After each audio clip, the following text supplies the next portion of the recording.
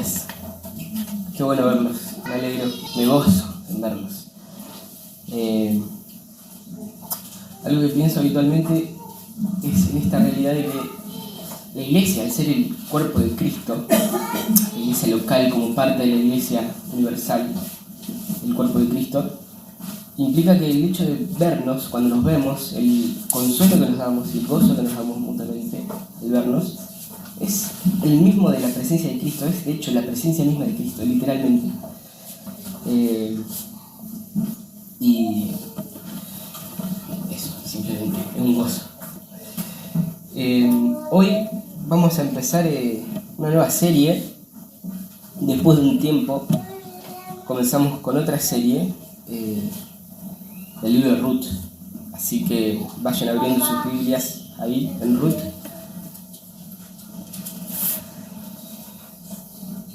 Hoy vamos a hacer una introducción. Vamos a plantear el escenario para que después nuestro hermano Juan continúe. Y antes de empezar también vamos a orar. Amado Señor, te damos gloria, honra, alabanza, Señor, por tu inmensa y absoluta dignidad de recibirlas. Tu dignidad de todo nuestro amor, de todo nuestro asombro, de toda nuestra devoción, Señor. Gracias por este momento que nos permitís disfrutar de esta adoración corporativa, de compartir nuestra devoción hacia vos con nuestros hermanos, de recordarnos unos a otros cuán maravillosos sos. Te pedimos particularmente por este momento en el que vamos a estar meditando en tu palabra. Te agradecemos, Señor, por la oportunidad. Gracias por el libro de Ruth y todo lo que nos revelás por medio de tu palabra escrita ahí. Te pedimos que nos ayudes, que te pedimos por la asistencia de tu Espíritu, Señor, que nos ayudes a comprender lo profundo de tu texto, Señor, no solamente con nuestras mentes, también con nuestros corazones. Te pedimos, Señor, que puedas discernir, que puedas dejar expuesto lo que hay en nuestros corazones por medio de tu palabra, para que podamos ver cuánto te necesitamos, Señor. Te lo pedimos en el nombre de Jesús. Amén. Bien, en este mundo caído, sujeto a maldición, bajo juicio, es normal que la vida sea difícil, que tengamos muchas temporadas difíciles, tiempos difíciles. Y tal vez también se habrán dado cuenta de que a este mundo, no le importa si nosotros estamos pasando por tiempos difíciles o no. Porque el mundo sigue girando. Y hay que seguir para adelante, y hay que seguir tomando decisiones sobre la marcha mientras todo avanza. El problema es que cuando estamos en tiempos difíciles, habitualmente nos volvemos mucho más susceptibles a la tentación de centrarnos en el hombre, en los intereses del hombre, en la comodidad del hombre, en la sabiduría del hombre, y entonces tomamos malas decisiones pragmáticas. Agarramos el camino fácil, el camino que nos parece más práctico, y hasta logramos convencernos de que el camino fácil es mejor. Pero el camino fácil y práctico no necesariamente es el mejor, porque puede ser un camino contrario al Señor, y esas decisiones que parecían ser las soluciones pueden terminar en desastre. Digamos, ustedes saben a lo que me refiero. Salvo por los niños acá, todos acá hemos vivido lo suficiente como para haber experimentado esto muchas veces. Ustedes, como yo, saben lo que es meterse en líos por haber tomado malas decisiones en tiempos difíciles. Pero la buena noticia es que, sea cual sea el lío en que nos hayamos metido, tenemos esperanza. Hay esperanza, no está todo perdido, porque Dios todavía está en el trono, Él es soberano, Él es un Dios lleno de gracia. Y de eso se trata en un sentido el libro de Ruth. Me estuve debatiendo si hacerlo así hasta el último momento, porque el libro de Ruth es un libro que está pensado para ser leído de una sola vez. En la adoración corporativa se ha leído de corrido. Es un libro corto, preparé el sermón más corto también a propósito, y qué mejor oportunidad que hacerlo sino en la introducción. Así que vamos a leer Ruth, todo Ruth. Creo que es una introducción apropiada, tener una lectura completa. Ruth, desde el capítulo 1, versículo 1 en adelante, dice así. Aconteció que en los días en que gobernaban los jueces, en Israel hubo hambre en el país. Y un hombre de Belén de Judá fue a residir en los campos de Moab con su mujer y sus 2 hijos. Aquel hombre se llamaba Elimelech y su mujer se llamaba Noemí. Los nombres de los 2 hijos eran Mahlón y Kelión, efreteos de Belén de Judá. Y llegaron a los campos de Moab y allí se quedaron. Y murió Elimelech, marido de Noemí, y quedó ella con sus 2 hijos. Ellos se casaron con mujeres moabitas, el nombre de una era Orfa y el nombre de la otra Ruth. Y vivieron allí unos 10 años. Murieron también los 2, Mahlón y Kelión, y la mujer quedó privada de sus 2 hijos y de su marido. Entonces se levantó con sus nueras para regresar a la tierra de Moab, porque ella había oído en la tierra de Moab que el Señor había visitado a su pueblo dándole alimento. Salió pues del lugar donde estaba y sus 2 nueras con ella, y se pusieron en camino para volver a la tierra de Judá. Y Noemí dijo a sus 2 nueras: vayan, regrese cada una a la casa de su madre, que el Señor tenga misericordia de ustedes, como ustedes lo han tenido con los que murieron y conmigo. Que el Señor les conceda que hayan descanso, cada una en la casa de su marido. Entonces las besó y ellas alzaron sus voces y lloraron y le dijeron: no, sino que ciertamente volveremos contigo a tu pueblo. Pero Noemí dijo: vuélvanse, hijas mías, ¿por qué quieren ir conmigo? ¿Acaso aún tengo hijos en mis entrañas para que sean sus maridos? Vuélvanse, hijas mías. Váyanse, porque soy demasiado vieja para tener marido. Si dijera que tengo esperanza, si aún tuviera un marido esta noche y también diera a luz hijos, ¿esperarían por eso hasta que fueran mayores? ¿Dejarían ustedes de casarse por eso? No, hijas mías, porque eso es más difícil para mí que para ustedes, pues la mano del Señor se ha levantado contra mí. Y ellas alzaron sus voces y lloraron otra vez. Y Orfa besó a su suegra, pero Ruth se quedó con ella. Entonces Noemí dijo: mira, tu cuñada ha regresado a su pueblo y a sus dioses. Vuelve tras tu cuñada. Pero Ruth le respondió: no insistas en que deje de seguirte, porque a donde tú vas yo iré y donde tú mores moraré. Tu pueblo será mi pueblo y tu Dios mi Dios. Donde tú mueras, allí moriré y allí seré sepultada. Así haga el Señor conmigo, y aún peor, si algo excepto la muerte nos separa. Al ver Noemí que Ruth estaba decidida a ir con ella, no le insistió más. Caminaron pues las 2 hasta que llegaron a Belén. Cuando llegaron a Belén, toda la ciudad se conmovió a causa de ellas. Las mujeres decían: ¿no es esta Noemí? Ella les dijo: no me llamen Noemí, llámenme Mara, porque el trato del Todopoderoso me ha llenado de amargura. Llena me fui, pero vacía me ha hecho volver el Señor. ¿Por qué me llaman Noemí, ya que el Señor ha dado testimonio contra mí y el Todopoderoso me ha afligido? Y volvió Noemí y con ella su nuera Ruth la moabita, regresando así de los campos de Moab. Llegaron a Belén al comienzo de la siega de la cebada. Noemí tenía un pariente de su marido, un hombre de mucha riqueza, de la familia de Elimelech, el cual se llamaba Booz. Y Ruth la moabita dijo a Noemí: te ruego que me dejes ir al campo a recoger espigas en pos de aquel a cuyos ojos halle gracia. Ella le respondió: ve, hija mía. Partió pues y espigó en el campo en pos de los segadores, y fue la parte del campo que pertenecía a Booz, que era de la familia de Elimelech. En ese momento vino Booz de Belén y dijo a los segadores: el Señor sea con ustedes, que el Señor te bendiga. Le respondieron ellos. Entonces Booz dijo a su siervo, que estaba a cargo de los segadores: ¿de quién es esta joven? Y el siervo a cargo de los segadores respondió: es la mujer moabita que volvió con Noemí de la tierra de Moab. Y ella me dijo: te ruego que me dejes espigar y recoger tras los segadores entre las gavillas. Y vino y ha permanecido desde la mañana hasta ahora, solo se ha sentado en la casa por un momento. Entonces Booz dijo a Ruth: oye, hija mía, no vayas a espigar a otro campo, tampoco pases de aquí, sino quédate con mis criadas. Fíjate en el campo donde ellas siegan y síguelas, pues he ordenado a los siervos que no te molesten. Cuando tengas sed, ve a las vasijas y bebe del agua que sacan los siervos. Ella bajó su rostro y se postró a tierra y dijo: ¿por qué he hallado gracia ante sus ojos para que se fije en mí, siendo yo extranjera?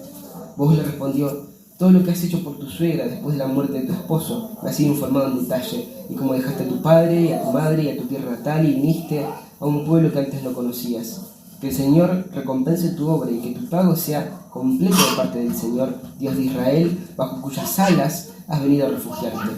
Entonces ella dijo: Señor mío, he hallado gracia ante sus ojos, porque me ha consolado y en verdad ha hablado con bondad a su sierva, aunque yo no soy ni como una de sus criadas. A la hora de comer, vos le dijo Ruth: ven acá para que comas el pan y mojes tu pedazo de pan en el vinagre. Así pues ella se sentó junto a los segadores.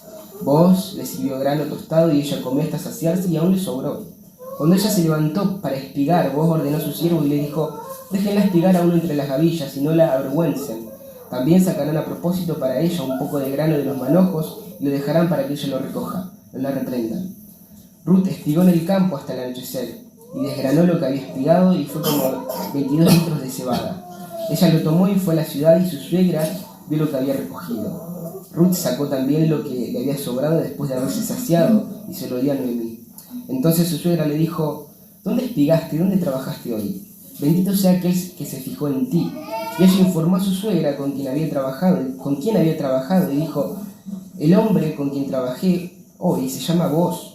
Noemí dijo a su nuera: sea él bendito del Señor, porque no ha rehusado su bondad ni a los vivos ni a los muertos. Le dijo también Noemí: el hombre es nuestro pariente, es uno de nuestros parientes más cercanos. Entonces Ruth la moabita dijo: además él me dijo: debes estar cerca de mis siervos hasta que hayan terminado toda mi cosecha. Noemí dijo a Ruth su nuera: es bueno, hija mía, que salgas con sus criadas, no sea que en otro campo te maltraten. Y Ruth se quedó cerca de las criadas de Booz, espigando hasta que se acabó la cosecha de cebada y de trigo, y ella vivía con su suegra. Después su suegra Noemí le dijo: hija mía, ¿no he de buscar seguridad para ti, para que te vaya bien? Ahora pues, ¿no es Booz nuestro pariente con cuyas criadas estabas? Mira, él va a aventar la cebada en la era esta noche. Llévate pues, perfúmate y ponte tu mejor vestido y baja a la era. Pero no te des a conocer al hombre hasta que haya acabado de comer y beber. Y sucederá que cuando él se acueste, notarás el lugar donde se acuesta. Irás, descubrirás sus pies y te acostarás. Entonces él te dirá lo que debes hacer. Ella respondió: todo lo que me dices haré. Descendió pues Ruth a la era e hizo todo lo que la suegra le había mandado. Cuando Booz hubo comido y bebido y su corazón estaba contento, fue a acostarse al pie del montón de grano, y ella vino calladamente, le destapó los pies y se acostó. A medianoche Booz se sorprendió, y al voltearse notó que una mujer estaba acostada a sus pies. Booz le preguntó: ¿quién eres? Y ella respondió: soy Ruth, tu sierva. Extienda pues su mano sobre su sierva, por cuanto es pariente cercano. Entonces él dijo: bendita seas del Señor, hija mía. Has hecho tu última bondad mejor que la primera, al no ir en pos de los jóvenes, ya sean pobres o ricos. Ahora, hija mía, no temas. Haré por ti todo lo que me pidas, pues todo mi pueblo en la ciudad sabe que eres una mujer virtuosa. Ahora bien, es verdad que soy pariente cercano, pero hay un pariente más cercano que yo. Quédate esta noche y cuando venga la mañana, si él quiere redimirte, bien, que te redima. Pero si no quiere redimirte, entonces, como el Señor vive, yo te redimiré. Acuéstate hasta la mañana. Ella se acostó a sus pies hasta la mañana y se levantó antes que una persona pudiera reconocer a la otra. Y él dijo: que no se sepa que ha venido mujer a la era. Luego Booz le dijo: dame el manto que tienes puesto y sujétalo. Y ella lo sujetó. Y él midió 6 porciones de cebada y se las puso encima. Entonces ella entró a la ciudad. Cuando llegó a donde estaba su suegra, ésta le preguntó: ¿cómo te fue, hija mía? Y Ruth le contó lo que Booz había hecho por ella. Le añadió: me dio 6 porciones de cebada, pues dijo: no vayas a tu suegra con las manos vacías. Entonces Noemí dijo: espera, hija mía, hasta que sepas cómo se resolverá el asunto, porque este hombre no descansará hasta que lo haya arreglado hoy mismo. Booz subió a la puerta de allí y se sentó, y cuando el pariente más cercano de quien era Booz había hablado, iba pasando, le dijo: oye, amigo, ven acá y siéntate. Y él vino y se sentó. Y Booz tomó 10 hombres de los ancianos de la ciudad y les dijo: siéntense aquí, y ellos se sentaron. Entonces dijo al pariente más cercano: Noemí, que volvió de la tierra de Moab, tiene que vender la parte de la tierra que pertenecía a nuestro hermano, Elimelech. Y pensé informarte, diciéndote: cómprala en presencia de los que están aquí sentados y en presencia de los ancianos del pueblo. Si la vas a redimir, redímela. Y si no, dímelo para que yo lo sepa, porque no hay otra parte de ti que la redima y yo después de ti. Él dijo: la redimiré. Entonces Booz dijo: El día que compres el campo de manos de Noemí, también debes adquirir a Ruth la moabita, viuda del difunto, a fin de conservar el nombre del difunto en su heredad. Y el pariente más cercano respondió: no puedo redimirla para mí mismo, no sea que perjudique mi heredad. Redímela para ti, usa tú mi derecho de redención, pues yo no puedo redimirla. Y la costumbre en tiempos pasados en Israel tocante a la redención y el intercambio de tierras para confirmar cualquier asunto era esta: uno se quitaba la sandalia y se la daba al otro, y esta era la manera de confirmar tratos en Israel. El pariente más cercano dijo a Booz: cómprala para ti, y se quitó la sandalia. Entonces Booz dijo a los ancianos y a todo el pueblo: ustedes son testigos que había comprado de la mano de Noemí todo lo que pertenecía a Elimelech y todo lo que pertenecía a Kelión y a Malón. Además, ha adquirido a Ruth la moabita, la viuda de Malón, para que sea mi mujer, a fin de preservar el nombre de su difunto en su heredad, para que el nombre del difunto no sea cortado entre los hermanos, ni del atrio de su lugar de nacimiento. Ustedes son testigos hoy. Y todo el pueblo que estaba en el atrio y los ancianos dijeron: somos testigos. Haga el Señor a la mujer que entra en tu casa como a Raquel y a Lea, las cuales edificaron la casa de Israel, y que tú adquieras riquezas en Efratá y seas célebre en Belén. Además, sea tu casa como la casa de Fares, y que Tamar dio a luz a Judá, por medio de la descendencia que el Señor te dará de esta joven. Booz tomó a Ruth, y ella fue su mujer, y se llevó a ella. Y el Señor hizo que concebiera, y ella dio a luz un hijo. Entonces las mujeres dijeron a Noemí: bendito sea el Señor, que no te ha dejado hoy sin redentor, que su nombre sea célebre en Israel, que el niño también sea para ti restaurador de tu vida y sustentador de tu vejez, porque tu nuera, que te ama y que es de más valor para ti que 7 hijos, lo ha dado a luz. Entonces Noemí tomó al niño, lo puso en su regazo y se encargó de criarlo. Las mujeres vecinas le dieron un nombre y dijeron: le ha nacido un hijo a Noemí, y lo llamaron Obed. Él es el padre de Isaí, padre de David. Entonces las generaciones de Fares: Fares el padre de Esrón, Esrón el padre de Ram, Ram el padre de Aminadab, Aminadab el padre de Naasón, Naasón el padre de Salmón, Salmón el padre de Booz, Booz el padre de Obed, Obed el padre de Isaí, e Isaí fue el padre de David. Bien, la palabra del Señor, la suficiente y inerrante palabra del Señor. Algunas cosas a mencionar para ubicarnos un poco en el contexto. Fue extraño, ¿no? Pero creo que es bueno haberlo leído todo. Algunas cosas a mencionar para ubicarnos en el contexto, teniendo en cuenta que hoy empezamos con esta serie. No sabemos exactamente quién lo escribió, aunque probablemente fue Samuel, y no sabemos exactamente cuándo lo escribió, aunque probablemente fue en el tiempo de David, justo antes de que sea ungido como rey, de cuya descendencia vendría Cristo. El nombre del libro viene, como notarán, de una de sus protagonistas humanas, que por cierto también es muy curioso el hecho de que es el único libro que tiene el nombre de una mujer no israelita en la Biblia. Y un dato relevante también para entender el libro: el único lugar en el Nuevo Testamento donde se cita Ruth es curiosa y significativamente en Mateo 1, que es la genealogía de Cristo. Ahora nuestra pregunta podría ser: ¿cómo este libro, cortito y oscuro, la verdad, del Antiguo Testamento, puede tener beneficios para nosotros? Lo leímos, ustedes lo vieron. No hay milagros sobrenaturales, no hay sanidades, no hay visitas angelicales, no hay oráculos del Señor. ¿Por qué Dios, de todo lo que podría haber incluido, incluye este libro en la Biblia? Bueno, un par de cosas. Antes que nada, aclarar de qué no se trata el libro de Ruth. Ruth no se trata de cómo cortejar, de cómo tener citas, de cómo encontrar un esposo o una esposa, aunque tal vez hay algunos puntos de aplicación relacionados con eso. Ruth no se trata de cómo las mujeres pueden empoderarse en una sociedad patriarcal, aunque es cierto que Ruth, siendo mujer y no israelita en una cultura patriarcal como lo es Medio Oriente, es asombrosamente respetada. Ruth no se trata de altruismo tampoco, aunque hay algunas lecciones relacionadas con eso. De lo que Ruth se trata principalmente es de Dios trabajando a través de las dificultades y de los sufrimientos humanos para llevar a cabo su plan redentor. Si hay algo sobre el libro de Ruth que debemos tener en cuenta, es esto. se trata sobre Dios trabajando a través de las dificultades y del sufrimiento humano para llevar a cabo su buen y perfecto plan redentor. Eso es lo que vemos acá, el Señor llevando a cabo este plan redentor a través de las inevitables decepciones y tristezas de este mundo presente.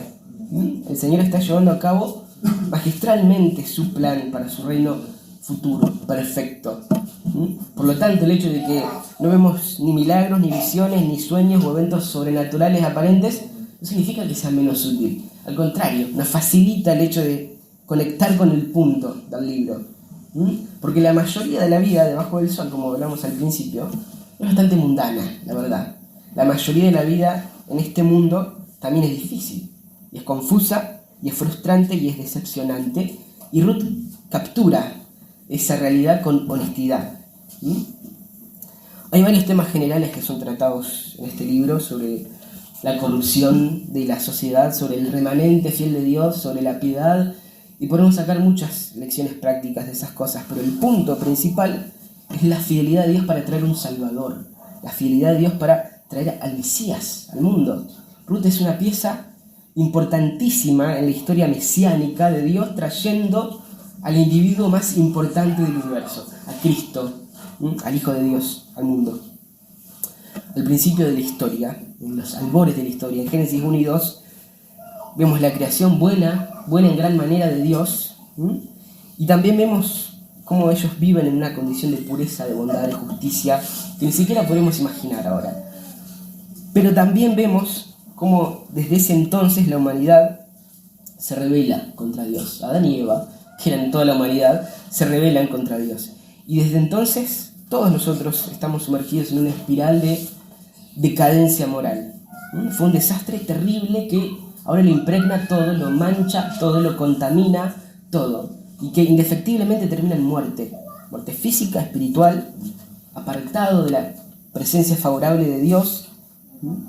Todos los seres humanos heredamos esa naturaleza corrupta después de la caída. Pero aunque el panorama era desolador, no estaba sin esperanza, porque en ese mismo momento, en ese mismo instante, en Génesis 3:15, mientras el jugo del fruto prohibido todavía goteaba de la comezura de los labios de Adán y Eva, desde ese momento el Señor ya hace una promesa. Él dice, las cosas no se van a salir de control. Voy a traer un Salvador, un descendiente de mujer que un día va a aplastar la cabeza de Satanás. Y va a revertir y va a restaurar todos los efectos devastadores del pecado. Y va a traer vida. Y así es que todo el resto de la Biblia, desde Génesis 3:15 en adelante, se trata sobre Dios siendo fiel a esa promesa. Y Ruth es claro, es explícito en eso. Es un eslabón clave en esa línea argumental que trata sobre la fidelidad de Dios para traer al Mesías. Este libro es para cualquiera que esté agobiado por la depravación humana, que no porque sea normal deja de ser agotadora. La depravación humana dentro de nosotros, fuera de nosotros, grande, pequeña, en términos personales, familiares, comunales, sociales, en términos micro y macro, ya sea físico o espiritual, para que en medio de toda esa confusión de los tiempos difíciles de la vida normal de este mundo, podamos ver que Dios está en control, que Él reina, y que para que podamos entender que Él está dirigiendo la historia hacia donde quiere dirigirla. Que cada milisegundo de sufrimiento tiene un propósito para Él. Ahora vamos a empezar a mirar un poco el texto. Esto es una introducción, como les dije, así que vamos a mirar los primeros 5 versículos, cuya idea nos va a dejar listos para meternos de lleno en el libro a partir del próximo mensaje, de acá en adelante. Digamos que lo que pretendo hoy es simplemente plantear el escenario en el cual esta historia se va a desarrollar. Porque los primeros 5 versículos nos van a pintar el paisaje de dónde se desarrolla este argumento del libro. Va a plantear el contexto a partir del cual arrancar. Porque la gran idea que tenemos en los primeros 5 versículos de Ruth es que, aunque Dios nunca abandona a los suyos, las consecuencias del pecado pueden ser severas. Ese es el punto de partida para el libro de Ruth. Las consecuencias del pecado. Y vamos a ver esto en 5 puntos. Podríamos decir que son 5 recordatorios para momentos difíciles. Número 1. El primer recordatorio para momentos difíciles, para tiempos difíciles, no hay esperanza en la raza humana. En la humanidad no hay esperanza, hermanos. Toda la historia lo demuestra, así sea que nos remontemos décadas atrás, o siglos para atrás, o milenios para atrás, buscando, intentando rastrear algo que dé esperanza en la humanidad, no lo vamos a encontrar, porque ahí no hay esperanza. Vean la primera parte del versículo 1, noten eso que dice: aconteció en los días en que gobernaban los jueces. Ruth empieza estableciendo una especie de escenario, nos ubica en el tiempo. Es una época particular en la que sucedieron estas cosas. Nos ubica en un contexto, cuando gobernaron los jueces. ¿Qué significa eso? Es relevante desde ya, pero ¿qué significa? ¿Qué implica? ¿Qué es lo que esta información le aporta a nuestro entendimiento del texto? Bueno, les voy a decir lo que significa. Significa que estas cosas que sucedieron en lo que relata Ruth, sucedieron en un tiempo en el cual no podemos esperar otra cosa más que una carnicería moral. Sucedieron en un tiempo difícil, una de las épocas más sombrías de la historia de Israel, donde la norma era mucho sufrimiento y pizcas de felicidad, donde lo mejor que podemos esperar son breves momentos de tranquilidad inmersos en largos periodos de dolor. El tiempo de los jueces es un tiempo de la historia de Israel que está después de los tiempos de Moisés y de Josué y antes de la monarquía. Y como el mismo libro de Jueces lo repite una y otra vez, era un tiempo donde no había ley. Cada cual hacía lo que le parecía. Cuando Israel entró en la tierra prometida, conquistaron las naciones más grandes en principio, pero desobedecieron el mandato de Dios y no exterminaron a todos los pueblos. Dejaron las naciones más chicas. De manera que no solo era un caos por el hecho de que no había rey, sino que además se estaban hundiendo en un espiral de decadencia moral, porque con el tiempo empezaron a mezclarse más y más con esos pueblos paganos que no exterminaron cuando debieron hacerlo. Entonces Jueces describe de manera cruda el sincretismo de Israel, cómo adoptaron y se mezclaron con el paganismo.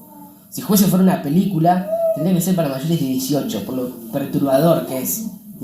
Fue un lapso de tiempo de unos pocos cientos de años donde las cosas se habían corrompido tanto, ellos no distinguían entre el bien y el mal. Para ellos era relativo. La relatividad moral no es un tema solo del posmodernismo, siempre existió. Es un tiempo en el que hay idolatría, en el libro de Jueces vemos violaciones, violencia, pragmatismo, confusión sobre la sexualidad, esclavitud humana, inmoralidad de todo tipo. En Jueces vemos una guerra civil, vemos apostasía, vemos asesinatos brutales, y es progresivo, va de menor a mayor. Esta frase inicial, entonces, en Ruth, nos recuerda que no hay esperanza en la humanidad. Jueces y Ruth son del mismo periodo de tiempo y ambos nos recuerdan que no hay esperanza en la humanidad. Nos recuerdan que necesitamos desesperadamente un Salvador. Porque así como no había esperanza en la humanidad en los tiempos de Jueces, hoy tampoco la hay en la humanidad. No importa que haya avanzado la tecnología, que ahora tengamos una medicina más avanzada, una comodidad inimaginable en otros tiempos, no importa que hoy tengamos más privilegios que nunca antes en la historia, porque todavía esto es un caos. Porque nada de eso radicó el egocentrismo, ni el conflicto en el mundo, ni la violencia, ni el problema del corazón humano. No hay esperanza en la humanidad. Tienen que buscar en otro lado. La buena noticia es que el libro de Ruth documenta inherentemente cuán afortunados somos de tener un gran Dios que está en control, un Dios sabio que sabe que no hay esperanza en la humanidad y que por eso desde la eternidad pasada determinó enviar un Salvador que eventualmente corrija todo lo que está mal, que arregle todo lo que está roto, que juzgue el pecado, que quite la maldad, que acabe con la miseria humana. Y Él lo hizo. Él envió a este Salvador. Este Salvador vino e hizo todo eso en la cruz. Y un día futuro lo vamos a ver consumado. Entonces ese es el recordatorio número 1. No hay esperanza en la humanidad. Recordatorio número 2. Para los tiempos difíciles. Abandonar a Dios tiene consecuencias. No someterse a Él no es un crimen sin víctimas. Las consecuencias de no adorar a Dios existen, son inevitables, la verdad que son dañinas también. Miren de nuevo el versículo 1. Aconteció que en los días en los que gobernaban los jueces en Israel hubo hambre en el país. Y un hombre de Belén de Judá fue a residir en los campos de Moab con su mujer y sus 2 hijos. Hubo hambre en el país, ese es el punto. Como si vivir en los tiempos de los jueces ya no fuera lo suficientemente difícil, ahora encima hay una crisis alimentaria catastrófica, hay hambre. Esto por un lado nos recuerda cuán frágiles somos, cuán necesitados somos. Una simple sequía podría desatar una hambruna devastadora, nos recuerda que necesitamos a Dios. Ahora, además de eso, hay algo para destacar de esto. El lector del Antiguo Testamento atento debería llegar a este punto y enseguida debería recordar algo. Porque siglos antes de esta hambruna descrita acá, Dios prometió a Israel que Israel iba a ser una nación de abundancia. Él eligió al pequeño Israel para derramar sobre él gracia, privilegio. No fue porque ellos hayan sido grandes o fuertes, todo lo contrario, precisamente porque eran pequeños y no eran impresionantes y en ellos podía mostrar su gloria. Pero Dios hizo un pacto con ellos. Y esto es lo que debería aparecer rápidamente en la memoria cuando nosotros leemos el Antiguo Testamento y llegamos a Ruth. Hay un pacto que él hizo antes. Por cuestión de tiempo no lo vamos a leer, pero Deuteronomio 28, después búsquenlo, ahí vemos cuál es el pacto, que incluía detalladamente cuáles eran las bendiciones para la obediencia y cuáles eran las maldiciones para la desobediencia. Había una responsabilidad para ellos al recibir la gracia del Señor. Esta hambruna entonces nos lleva a ese pacto, nos recuerda a ese pacto. Precisamente nos indica que es una de las maldiciones por la desobediencia del pacto. Eso es lo que nos está diciendo. La hambruna física es una señal de la hambruna de sus corazones. Nos está diciendo que el pueblo de Israel le está faltando algo más importante que pan. En ellos no había adoración a Dios. Y la ironía no podría ser mayor acá, porque ¿saben qué significa Belén? Significa casa del pan. La respuesta de esta familia a esta crisis de hambre, debe haber sido arrepentimiento. O la respuesta del país, en realidad, de Israel, ante esa hambruna debió haber sido arrepentimiento, porque la hambruna, en primer lugar, era la maldición por la desobediencia indicada en el pacto que Dios había hecho con ellos. Pero el punto es que esto nos recuerda que no adorar a Dios tiene consecuencias. Abandonar a Dios no es un crimen sin víctimas. Las grandes crisis económicas se deben a la falta de integridad de aquellos que toman decisiones, porque los que dirigen las grandes empresas y los que toman decisiones no son sinceros con los números, o porque directamente porque son deficientes en su trabajo, porque no son responsables en su trabajo, o porque directamente tienen falta de integridad. Y eso está comprobado, hay muchos estudios, viene de ahí. Y si lo piensan, todo sufrimiento en un sentido es consecuencia del pecado, de uno mismo, de un tercero, de alguna manera. Tu pecado tiene consecuencias para vos y también para los demás, tiene consecuencias para otros también, para los que te rodean, y quién sabe hasta dónde puede llegar la onda expansiva de tu pecado. No es un crimen sin víctimas. El pecado de Israel trajo hambrunas. Y quién sabe cuántas personas en Israel sufrieron y murieron, cuántos niños murieron. Gálatas 6:8 dice: porque el que siembra para su propia carne, de la carne segará corrupción, pero el que siembra para el espíritu, del espíritu segará vida eterna. Este es un principio que no podés esquivar, del cual no podés escapar. Las cosas no pasan por sí simplemente. Habitualmente son consecuencias del pecado, tuyo o de otros, son consecuencias del pecado. Ante esto nosotros, como aplicación, deberíamos preguntarnos si el placer a corto plazo que trae el pecado vale la pena por el desastre a largo plazo en el que va a resultar. Dios es un Dios de gracia, pero la gracia no siempre nos aísla de las consecuencias de nuestras decisiones tontas. Recordatorio número 3. Durante tiempos difíciles, y creo que esto es central, este es el punto central en realidad, cuidado con el pragmatismo. Durante tiempos difíciles, cuidado con la tentación al pragmatismo. En los tiempos difíciles, el pragmatismo va a presentarse como una alternativa a Dios seductora. Vean de nuevo, versículo 1 y 2. Aconteció que en los días en los que gobernaban los jueces, En Israel hubo hambre en el país. Y un hombre de Belén de Judá fue a residir en los campos de Moab con su mujer y sus 2 hijos. Aquel hombre se llamaba Elimelech y su mujer se llamaba Noemí. Los nombres de sus 2 hijos eran Malón y Kilión, efrateos de Belén de Judá. Y llegaron a los campos de Moab y allí se quedaron. Elimelech era de Belén, un lugar importantísimo para Israel, un lugar importantísimo para la historia mesiánica, pero deja Belén para irse a la infame Moab, que es un lugar al este de Israel cuyo origen conocemos bien y no es el mejor. Génesis 19, después de la destrucción de Sodoma y Gomorra, desde el versículo 30, ahí tenemos el origen de Moab.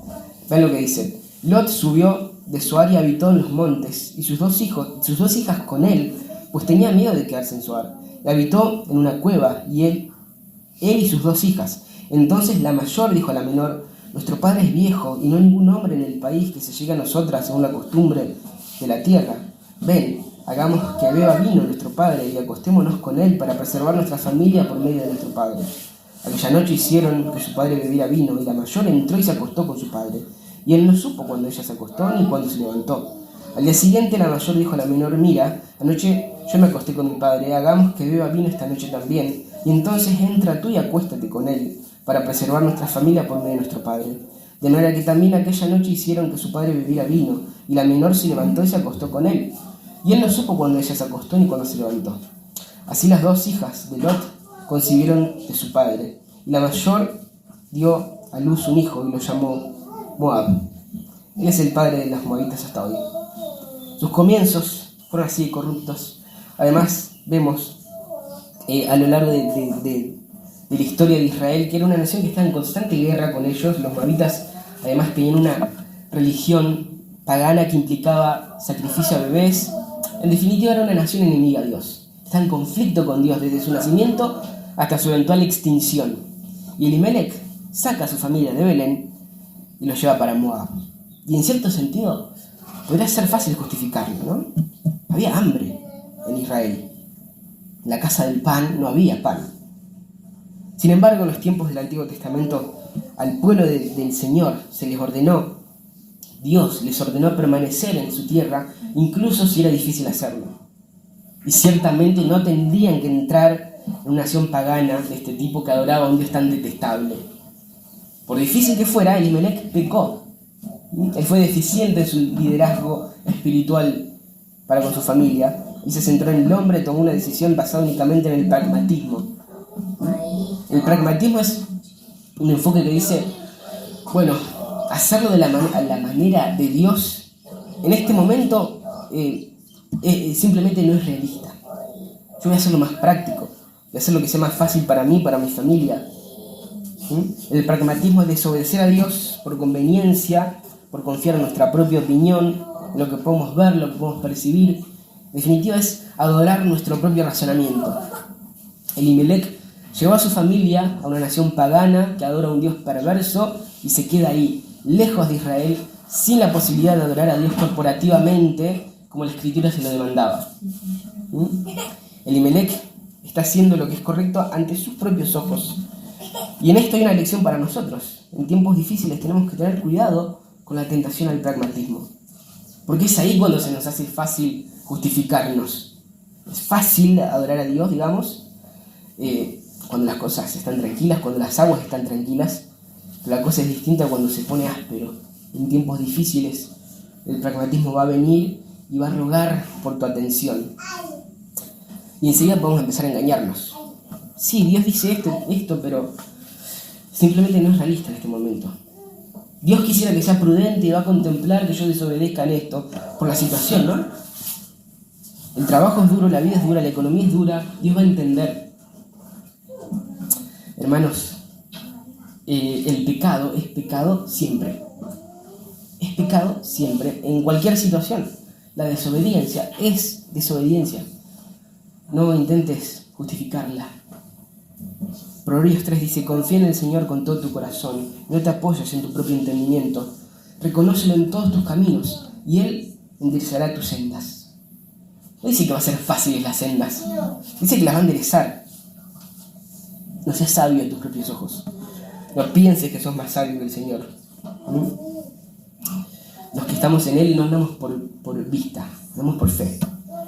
Cuidado con el pragmatismo, cuidado con el hecho de pensar que estás haciendo bien a tu familia, a los de tu alrededor, a los que están a tu cargo, cuando en realidad estás enseñando silenciosamente que Dios realmente no es para tomarlo muy en serio. Está todo bien mientras las cosas son fáciles, pero que en los tiempos difíciles somos nosotros los que tenemos que agarrar el volante y tomar las decisiones. Cuidado con eso. Adoramos a un gran Dios de paz, digno de confianza. No tenemos que pensar como el mundo, no tenemos que adorar como el mundo, no tenemos que preocuparnos como el mundo, no tenemos que ocuparnos de los fines de semana, ni de las finanzas, ni del matrimonio, ni de la soltería, ni de la crianza, ni de la educación como el mundo, porque tenemos un gran Dios que es digno de confianza. En los tiempos fáciles y en los tiempos difíciles, Él es digno de confianza. Entonces, recordatorio 3, cuidado con el pragmatismo. Recordatorio número 4, en el caso de que hayamos caído en el pragmatismo, igualmente, es preferible el arrepentimiento que las soluciones centradas en el hombre que van a perpetuar el pecado. Vean el versículo 3. Murió Elimelech, marido de Noemí, y quedó ella con sus 2 hijos. Ellos se casaron con mujeres moabitas. El nombre de una era Orfa y el nombre de la otra Ruth, y vivieron allí unos 10 años. ¿Ven qué tragedia? Las decisiones pragmáticas pueden funcionar a corto plazo, pero nunca a largo plazo. Elimelech muere. De nuevo, los lectores del Antiguo Testamento atentos van a entender que esta muerte de Elimelech es juicio en los términos de Deuteronomio 28. Se trata de las consecuencias de la desobediencia del pacto, de manera que la respuesta ideal a partir de este punto, donde el juicio de Dios fue tan claro, hubiera sido algo como: bueno, pecamos al dejar Israel y venir acá a Moab, ahora volvamos a Dios, pidamos su perdón, pidamos por su misericordia antes de que las cosas se empeoren. Eso hubiera sido la respuesta ideal, pero no respondieron así. Ellos continuaron, perpetuaron sus pecados, ellos se casaron con mujeres moabitas. Eso está prohibido para ellos, pero no es por razones étnicas, sino por razones espirituales. Deuteronomio 7, versículos 3 y 4 dice: no contraerás matrimonio con ellos, no darás tus hijas a sus hijos, ni tomarás sus hijas para tus hijos, porque ellos apartarán a tus hijos de seguirme para servir a otros dioses.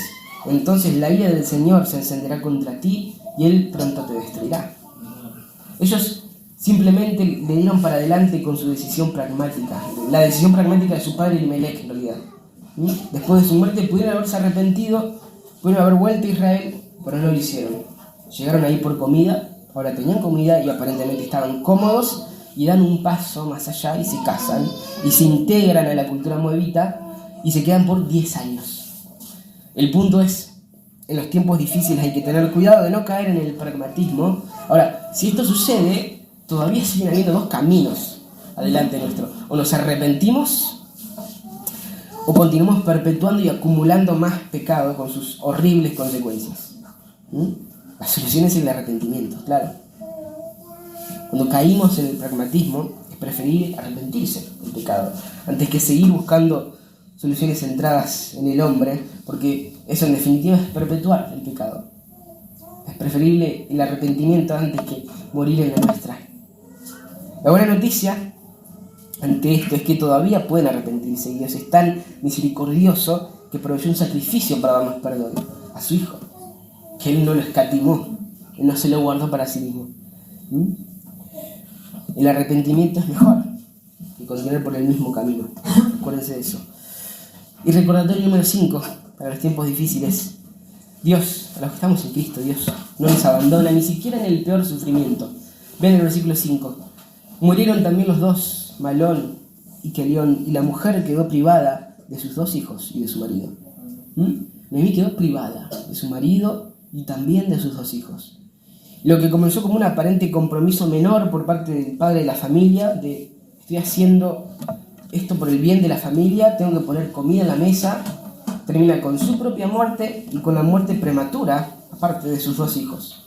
La misma tierra que les proporcionó pan, también les quitó la vida. El pragmatismo puede que tenga resultados inmediatos a corto plazo, pero a largo plazo siempre es un desastre. Y exactamente así es. Siempre va a costar caro ten cuidado. No pienses de nuevo, no pienses que sabes más que Dios. No pienses que porque sabes algo de teología, porque haces una oración o porque haces esto o aquello, tenés una ventaja para ser pragmático y tratar de encajar con Dios, ¿no? Así que acá tenemos el escenario. Esta es para la historia que se va a desarrollar en este libro. Es una tragedia total. Y quizás Dios parece ausente. Noemí lo pierde todo, el sufrimiento es duro. ¿No les parece a veces que el sufrimiento es realmente duro? Es porque lo es. Pero si estamos en el Señor, Él no nos abandona, ni siquiera en el mayor o en el más terrible sufrimiento. Realmente es una tragedia, pero la buena noticia es que Ruth no termina en el versículo 5. Todavía hay 80 versículos más que nos van a dar indicios de cómo la historia está dirigiendo a la llegada del Mesías, a la llegada de ese Salvador tan necesitado y esperado. Ahora es una tragedia, pero se vienen noticias del libro de Ruth. Noemí no lo sabe, pero todavía tiene 2 nueras y una de ellas va a traerle una bendición inimaginable.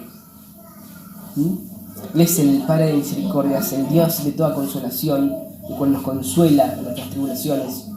Él es nuestro amado Dios, que no nos abandona en los tiempos difíciles. Todas tus cosas mundanas pueden irse, pero Cristo está con nosotros hasta el fin de los tiempos. Lo más importante, lo más valioso, lo más alegre de todo esto es que ninguna prueba va a quitarnos a Cristo. Eso es lo que dice Pablo en Romanos 8, ¿no? Cuando todo nuestro alrededor cede, Él todavía es nuestra esperanza. Todo lo demás te va a abandonar, te va a decepcionar, pero Cristo no. Todo lo demás es arena movediza, pero Cristo no. Y así como en Ruth vemos a Dios dirigir, ahora también vemos a Dios dirigir soberanamente la historia hacia donde Él quiere llevarla. Así sigue sucediendo hoy. Cristo ya vino, la historia de Ruth avanzó, Cristo ya vino y ahora dijo que Él va a volver y va a consumar y va a manifestar la victoria que ya consiguió en la cruz. Él ha sido fiel en cada paso de la historia de la redención.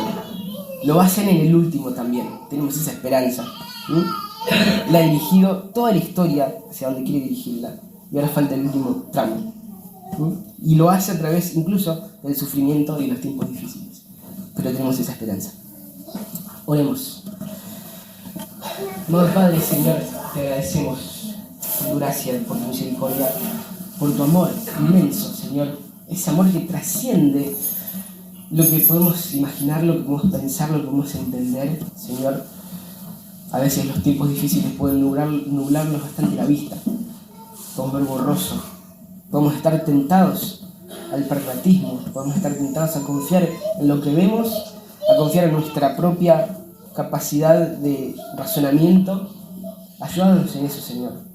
Ayúdanos a confiar en vos, ayúdanos a depender de vos y recordarnos de este amor tan enorme, Señor. Recordarnos sobre tu fidelidad, la fidelidad que desde Génesis 3:15 la vemos revelada, Señor, en toda la historia de la redención. Ayúdanos a fortalecer nuestra fe viendo que aquel Mesías y Salvador que prometiste eventualmente llegó. Y así como llegó y prometió que va a volver, tenemos la seguridad de que en efecto va a volver, Señor. Ayúdanos a crecer en nuestra fe para caminar por fe y no por vista. Oramos en el nombre de Jesús. Amén.